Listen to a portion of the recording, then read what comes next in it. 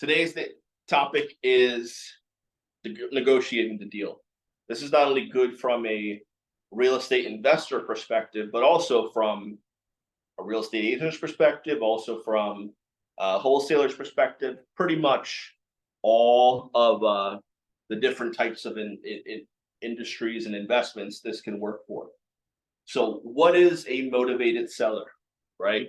Um, in in real estate investing, the big thing you're doing is looking for motivated sellers, right? So, what is a motivated seller?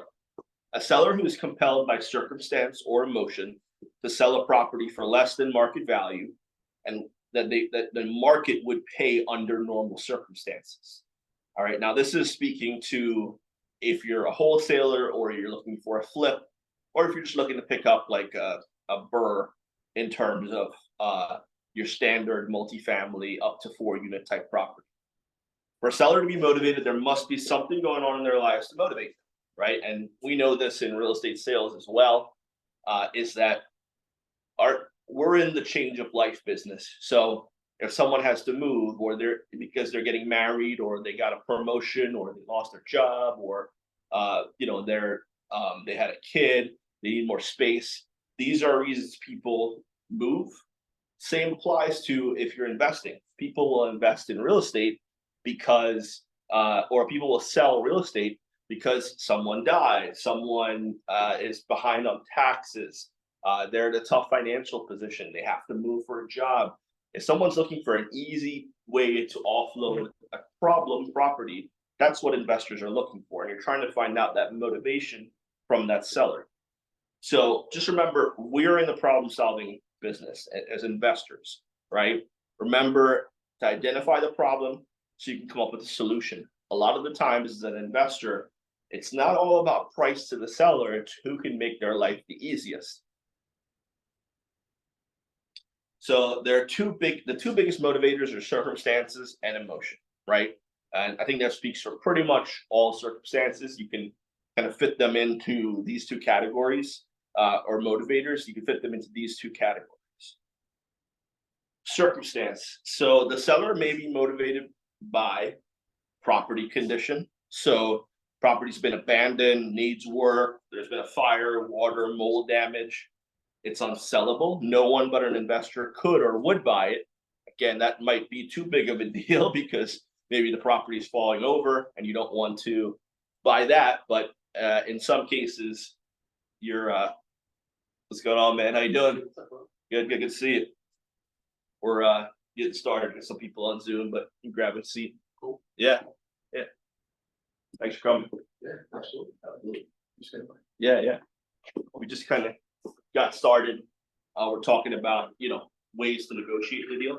Okay. Right? Today, that's our topic. Cool. This also gets recorded on Zoom. We put it on our website and everything, so anyone that's on the Zoom will be there as well. Nice. So we're talking about the two motivating factors for sellers when you're looking for a deal, right?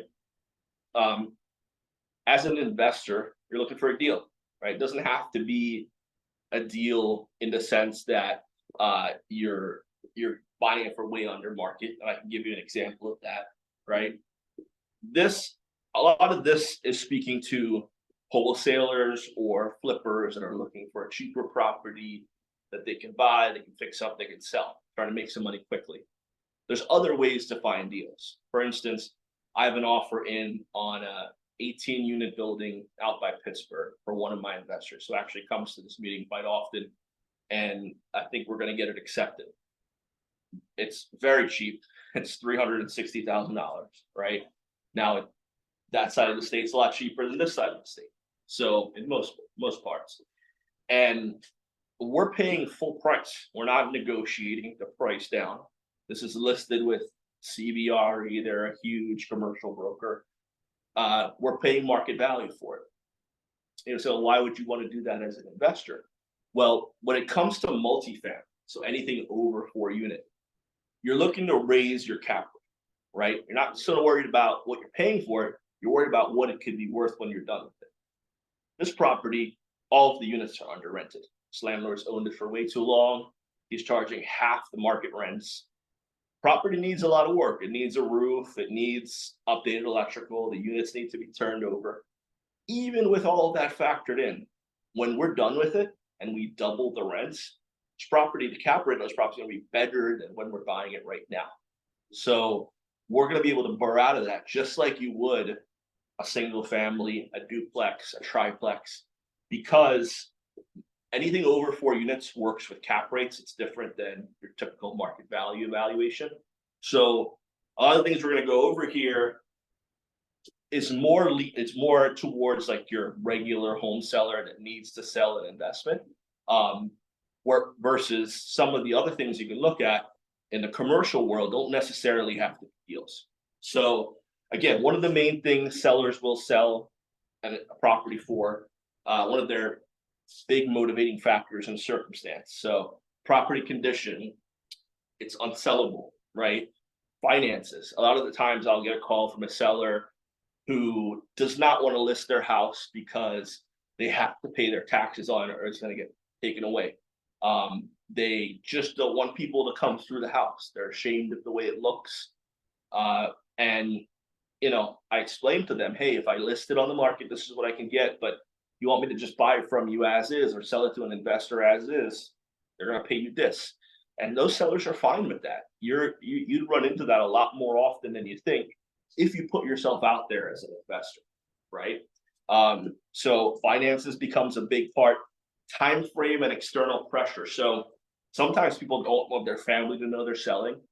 They don't want their neighbors to know they're selling, which to you and I might sound a little bit weird, but to them it makes sense. And for that, they're willing to give you a deal on the property. So those are all things to consider. Also, convenience. A lot of these properties are absentee landlords. They're out of state. They inherited them. They just don't want to deal with it. And these are the properties we're looking for as an investor. The other thing you have to factor in is emotion. All right. And especially when it comes to owner occupied properties, they've been there forever. They have an emotional connection. You can use that to your advantage, right? A lot of the times when I'm talking to home sellers that just want to sell it off market, they're like, oh, this has been my house forever. My wife passed or my husband passed. I just don't want it on the market. I'll say to them, hey, if I'm buying it for me, saying I'm buying this for me, like this is going to be my property. Yes, I'm going to rent it out. Yes, it's going to be an investment property, but this is for my family. This is going to go to my kids, right? A lot of times people want to hear that stuff. And it's the truth for me. Like a lot of these properties I'm buying, the reason I'm buying them is that my kids have generational wealth. I know it's not going to make me rich today, right? So you have to understand the seller's emotion, right? Condition. So, when the property is so rough with no time, money, or desire to make repairs, sellers just fall out of love with the property. They just want to get rid of it. Again, embarrassment. I hear this so often. When you're coming over, just know that, I haven't cleaned up. When I get there, it's literally a hoarder house. I don't know how they were going to clean up, but to them, they can make that look better. And you have to be honest with them that this is going to be a tough sell to someone on the market. You need an investor, right? Your regular homeowner isn't going to come in here and see the potential. They're going to see all of this stuff, right? Emotional distress. I've had divorce situations where they just don't want to deal with each other. They don't want to list the property. They just want some money they can offer. I've had estate attorneys, and this is huge. If you're looking for a good deal, maybe call some estate attorneys, because what are they dealing with? Distressed sales a lot of the times.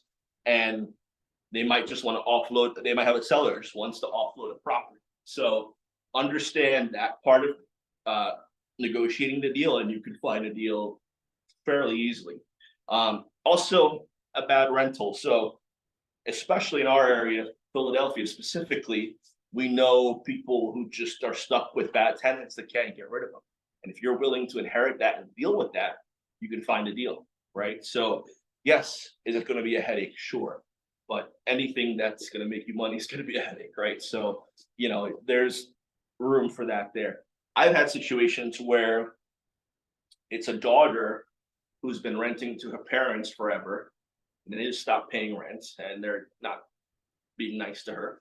and she doesn't want to deal with putting on the market because they won't let people show the house. So she's like, would you buy this off of me for 75% market value? You know, like she didn't say that number, but she gave me a number. And when I did the math, I'm like, oh, this number makes sense for me. Yeah, I'll deal with them, you know, and she just doesn't want to deal with them. So we bought the property, we negotiated with them to leave, and because they weren't going to be able to afford the rents when we fixed it up, and we got a deal. You have to understand the emotion involved. You have to understand what the seller is trying to do. And I heard this today, and I really think it's important, but we have to listen to understand. Don't listen to reply. A lot of the times when we're listening with the intention of what's our response to that going to be, not listening with the intention of what are they saying to me, and do I actually understand it so that my response makes sense, right?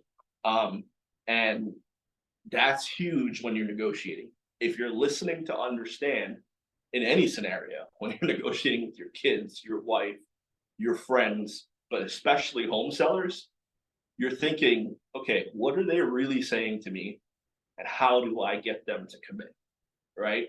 We had another scenario where there were two investors, and one investor made a strong offer. We came in, we made an offer, but we were listening to the seller, and the seller's big thing was her daughter lives in Canada and she needs to deal with moving there. And I said to her, we will make all of this easy. Put a lockbox on the house. I'll get bids for your stuff to be moved to Canada. You sign off on it, it'll be moved. We'll handle the closing, you know, you'll do a deed package. I explained to her how easy we can make this for her. Our offer wasn't as good as the other offer, but she went with us because we made it easy for her. We listened and we understood what her pain point was, and we worked with her.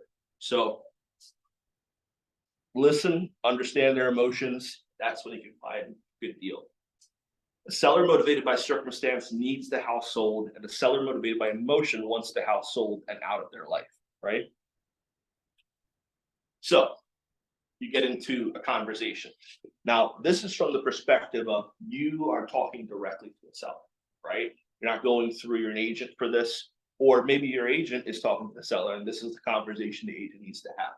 But this is generally a general conversation with you and a home seller that you're trying, or a landlord that you're trying to get a deal off of. So what you're doing is you're mirroring, right? I don't know if you've heard the phrase mirroring, but in sales, you need to mirror who you're talking to. So if you're talking to someone that's short, firm, you speak that way. If you're talking to someone that's kind of emotional, long-winded, you speak that way. It makes them feel more comfortable. It puts them at ease, right? And if you establish that with your home sellers, they will feel better about working with you, right? You're making them comfortable, which is what we should do with everyone anyway, but it's a good way to get started. Be friendly, but also be authoritative. Remember, you're negotiating, so you don't want to be friendly to the point where they feel they can push back hard enough to get more off, right? You have to determine their motivation. So after getting their basic info, ask open-ended questions. How did you hear about us? Now, this is in the case of you're an investor and you're sending out mailers, or you're putting up "we buy houses for cash" signs, or you're running ads. Like this is, if you're really digging in, or if you're posting on Facebook saying, hey, I'm looking for a deal, right? How do you hear about us? Is the house on the market? If so, have you had any offers on it? Why are you selling? When was the last time the kitchens, the bathrooms, and everything were renovated? When was the roof, HVAC, water heater, or windows installed? These questions are important because this can disqualify the home, right? For you as an investor, if the person says to you, the kitchen was just redone and the bathroom was just redone, it was just renovated, then they don't need an investor, they need a realtor, right? They need to go list their house on the market. And chances of you getting that house for a significantly good price isn't high. So you're using these questions to qualify or disqualify the investment. Now, obviously, if you hear the kitchen's old, the bathroom's old, but there's a new roof on it, as an investor, that's great. It's one less thing I have to deal with, right? So you could potentially offer more for that house. Also, if the roof's new, you could assume there's not any mold damage or serious rot because it's just been a hole in the roof for 3 years. All right. What else needs to be fixed or made better to sell the house for full market value? These are questions you can ask sellers and they will give you the answer because they know, they just don't want to do it. Right. Is the mortgage current? This is huge because a lot of the times, not a lot of times, we've had it a few times where we were under contract to get a house, and shortly before we're closing like 2 weeks, we hear, oh, the bank's foreclosing on it on Thursday. And you're like, oh my God, I just did 3 months of work. Seller not once mentioned to me this house is, they haven't paid their mortgage in 2 years, you know? So important question to ask. It can save you a lot of time, a lot of headache. It can also help you potentially get a better deal. If you know that a mortgage isn't current, you might be able to negotiate a short sale with the bank, right? If a banks don't generally want to foreclose, it looks bad on their books. They have to maintain a certain percentage of good and bad loans. And if that bad loan percentage gets too high, they start to get calls from agencies they don't want to get calls from. So banks will prefer to do a short sale over a foreclosure. Also for your seller, a short sale is better for their credit, right? Their credit's getting tanked anyway, but a foreclosure tanks your credit into the 400s. And you generally can't buy a house for, in most cases, up to 7 years. If you go FHA, you can do, I believe, 3 years, but still, it really hurts your credit. A short sale, your credit starts to resolve itself once that mortgage is paid off, right? So you start getting positive credit, you build back up a lot more quicker. So understanding that the mortgage is current is huge and can be a huge factor in how you purchase the property. If not, the status of the foreclosure or lender contact. So you need to talk to the lender, and the lenders will talk to you. If you're under contract to purchase that property, lenders will talk to you. Are there any liens and judgments to be paid? Another thing you want to get clarification from your seller for. You know, they might have a first mortgage, but maybe they, instead of, they didn't mention to you, they took out a line of credit for the balance of the equity in the property. So these are all questions that you should ask your seller. How much is owed on the house? So you need to know this. This can help you determine if they're going to be able to sell it to you for a number that makes sense. And then how much are you asking? You might think, well, why would a seller tell me this?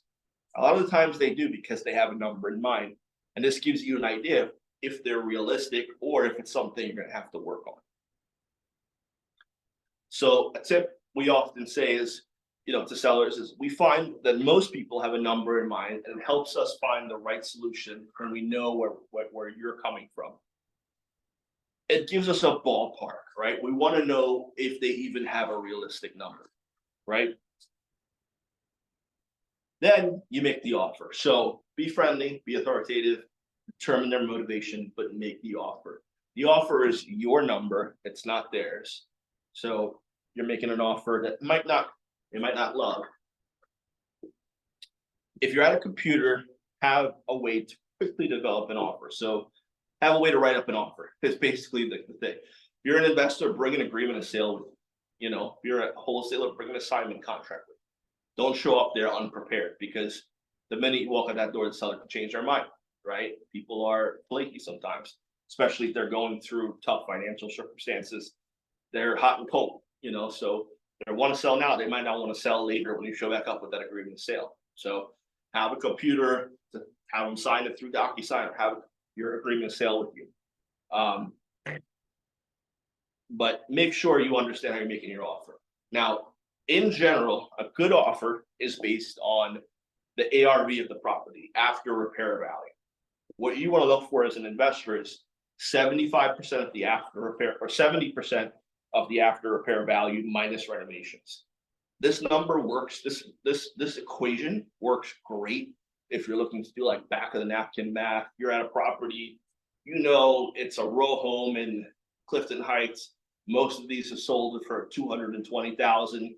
The seller's saying they want $150 for it, but you know, based on the 220 minus 30% of that, and then this work needs 50 grand, you can't pay 150 for it, right? So it's a quick way to decide if you're even in the ballpark seller, and at least give them a number, right? When you make an offer, the next one to speak loses. This is a pretty old tactic, but it still works. Throw your offer out there and let's see what they say. You know, if you start just fumbling through well, this is the best I can do, and I really thought about it. You might be talking them out of taking your offer. In their head, they might have already said yes. But if you just keep talking, you're giving them a reason to not accept the offer, right? Um, if you can get even close to your number, obviously make an appointment to see the house and sign the contract. If you don't like the house, price, or seller, ask if you can refer them to someone who might be better positioned to buy. Attorney, an agent, attorney, or an investor. Again, some of the best deals are deals you don't buy because we know crappy deals can cost you a lot of time.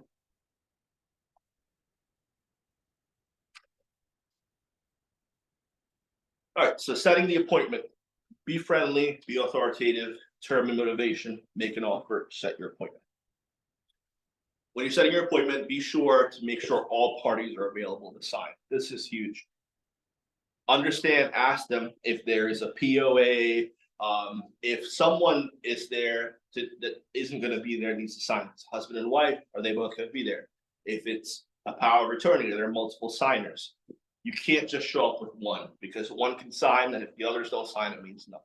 So make sure when you're meeting with a seller as an investor, all parties, all responsible parties are there to sign. Now at the house, when you're there, if the seller is there, have them show you the house. Again, re-ask the questions you talked about on the phone. You want to confirm what they told you on the phone. Ask directly about any deficiencies, how long this has been leaking, broken, moldy, etc. Make the offer and your pitch. All cash, as is, no repairs, quick closing, paid closing costs. You have to remember, most sellers don't know if you're cash or not. They hear all cash and they're happy. They know the industry. They're going to ask for proof of funds.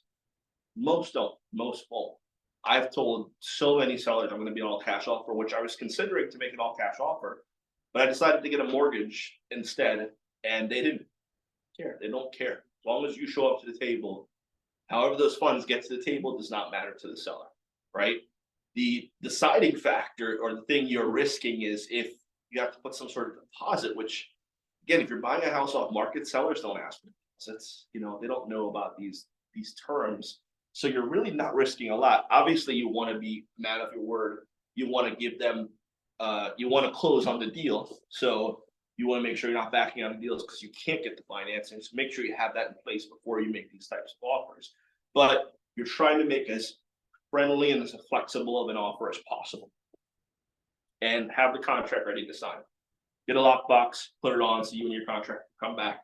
Explain that your partner may be at closing. This is in the event that you're doing a wholesaling, right? So a lot of the times, if you're with a seller, you like a property, but it's not for you, you can get it at a good enough price, you can assign that contract to another investor.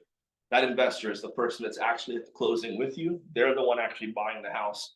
You're in the middle getting an assignment fee. That's what the partner is going to be. Seller psychology. A truly motivated seller will try to sell you the house. You'll know when you'll know it when you hear it, right? So that's just, if they really want to get rid of it, they're going to sell it to you, right? Try negative selling. This sounds like a really nice house. Why do you need help selling, right? You have to, if you can get a good deal, you can probably get a better one, right? So it's okay to push back a little bit and see if you can get a better deal out. So the whole thing with understanding seller motivation, in terms of getting a deal, is the best deals are not on the market when it comes to single family homes, when it comes to even duplexes and triplexes and quads. Those properties are going to sell for top market value. In our market, where there's no homes to sell, I'm talking about our market specifically, right? So the greater Philadelphia region, there's not enough homes, right? So people who normally wouldn't buy a fixer-upper are buying a fixer-upper to live in. They're doing a 203K mortgage. They're willing to pay full market value because they're not looking for a flip. They're not looking for a return on investment. They're looking for a deal or a house to live in.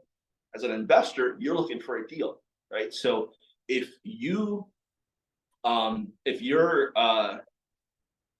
you're looking for a deal, it's really hard to find one on the market. Maybe in Philadelphia because the market's more saturated, but out here in the suburbs, it's really hard to find a deal. Generally, the better way to go about it is go direct to sellers, right? So post on your Facebook, send out postcards, put up "We Buy House" signs. Get creative with finding deals. When you get those people on hook, learn how to reel them in, learn how to negotiate the sale. And some of these tactics are really huge in terms of negotiating with a seller.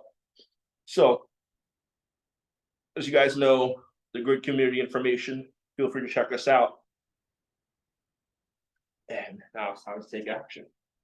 Well, that one was short, but wanted to keep it short and sweet. Any questions?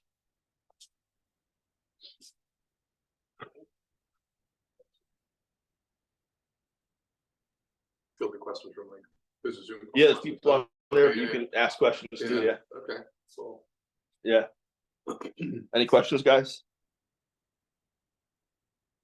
Looking for financing, Will. Looking for financing? Yeah, Okay. I'll send you some lenders. okay. I'll tell you that the real trick, honestly, is finding a private lender, right? Right. I've done a good amount of deals, and at a certain point, you hit a wall where you want to scale up, but you can't really do it without selling a bunch of properties. You might not want to sell them just yet. And, you know, a lot of your cash is sunk in the deals you're currently doing. And you wonder, like, how these guys who are on TikTok and Instagram are, oh, I bought 100 doors in the last 3 years. How'd that happen? And the answer is they got a private lender, right? They have someone with a lot of cash that's willing to lend on all of their deals, right? Sometimes 100% of the transaction these people will lend on to be brought in for a bigger share. So maybe you're not paying them 10% or 15%. Maybe you're paying them 50% of the profit. But if you can do a deal without no money out of your pocket, why wouldn't you do it, right? Sure.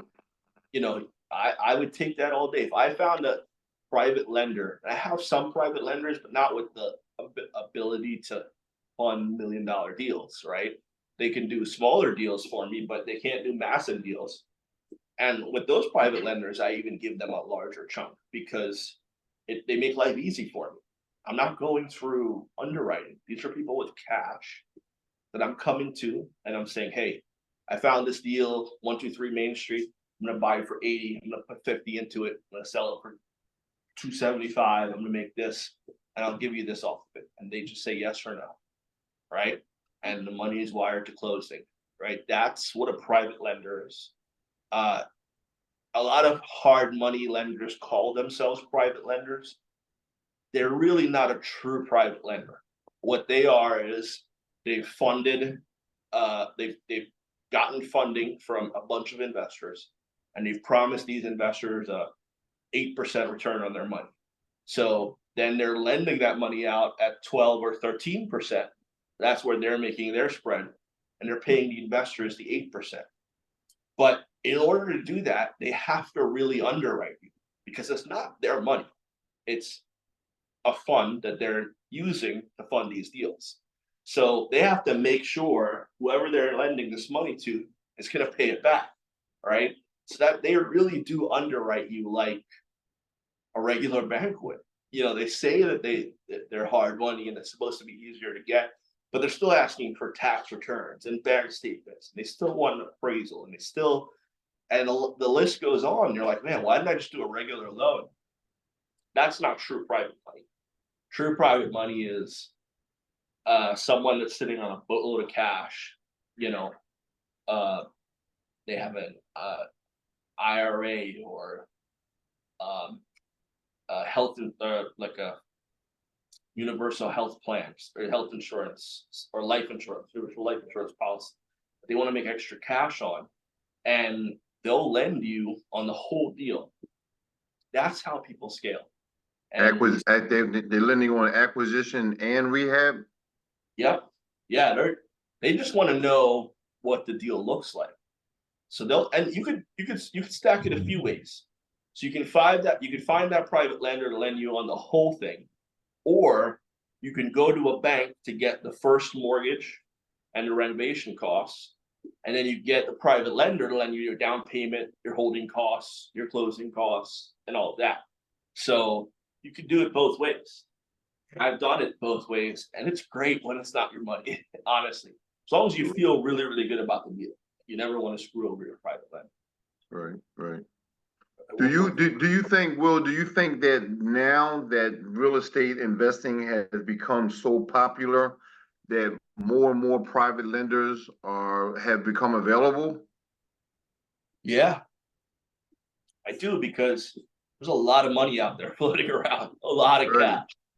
And people feel way more comfortable about real estate now than they did 15 years ago. Right. So yeah, there's a lot of private lenders out there. What were you gonna ask? At one point, did you hit that wall where, so was the wall when you became difficult to get a commercial loan or a bank loan at some point, when you have a certain amount of properties, does it get harder to get the loan because you're overextended, or was it just that you made the shift because it was I think it comes down to your personal finances. So it's like, how much do you have to put out yourself, right? When you're first doing your first deal, maybe you're the one putting the 20% down, and you're the one doing the holding costs and the closing costs. And maybe it was a perfect burr where you got all the money back and it was great. They did another deal, and maybe you had to leave 5 or 10,000 or 15,000 in the deal. So then you did a flip to try to make up the difference, but you got to pay taxes on that. So you didn't make as much as you thought you would. So now you're like 2 years in, and you're like, all right, well, I want to start buying multifamilies. How do I afford $300,000, $400,000, $500,000, $700,000 properties with the money I started with, which, only kind of got me in the game? And you could do a bunch of flips and save up money, or, maybe you're making a lot of money in your primary job. But if not, like most of us, you got to find another way to get money to invest in real estate. And that's where these private lenders come. Gotcha. Yeah. And it's kind of like your wall, right? It's your own personal wall. So it's different for everyone. Okay, it's not that that it becomes more difficult to get a loan as you grow. No, because if you're kind of holding them for Yeah. passive income, Yeah. if each one is cash positive, then exactly. you could keep getting loans. Yeah. You're actually more lendable because you have assets, right? Okay. So the bank asks, when you do a commercial loan or even hard money, they ask for your asset statement. They want a personal financial statement. They want to see what you have, because then it makes them feel warm and fluffy that you got a bunch of stuff, right? So they, one, know you're experienced, and that's good. Two, they know you can handle deals like this, and that's good. And three, they know if they got to take it back and it's not all there, they can get it from somewhere else, right? And that's really good for them too. So I would say the more deals you have, the more good deals you have, the more comfortable lenders feel giving you more and more money to buy. Okay, even if you're like 20% in, 30% on all of those assets. Yep. Yeah. You don't have to own them cash. It's because there's equity, right? Yeah. They know if you lose that property, they'll just sell it and make money, Yeah. right? Like a lot of money, And banks, when they underwrite, even like if I'm doing a burr where I'm buying a row home, so I just did a burr in Collegedale. I bought a row home for 100. I put 20 into it, and the ARV was 180. And with my closing costs and holding costs, maybe I was like 130 into the whole thing. So I was able to get all my money back. But the only reason I was able to get all my money back, it's not only because the ARV was 25% higher than what I owed on it, but also the bank looks at what's called the debt service coverage ratio. And that factors in, if the bank has to foreclose, that you're making enough to cover not only the mortgage and the taxes, and the insurance, but a property manager for the bank and maintenance and repairs for the bank. The bank factors all of that into the debt service coverage ratio. They want to know if they got to foreclose on this, they can keep it if they want to too, because it takes care of itself. And for banks, that number is usually 1.25. So you want to make sure you're about 25% more than the expenses on the property and pure profit. Gotcha. Yeah. And that really starts, it gets tough because around here, the taxes are high, right? So yeah, you might get like, I was getting $1,700 a month on that row home income. Sounds like a great number, but when interest rates are 8% and the property taxes are $4,000 and the insurance is $1,200, and I'm clearing like just above $200 a door a month on that door at the end of the month.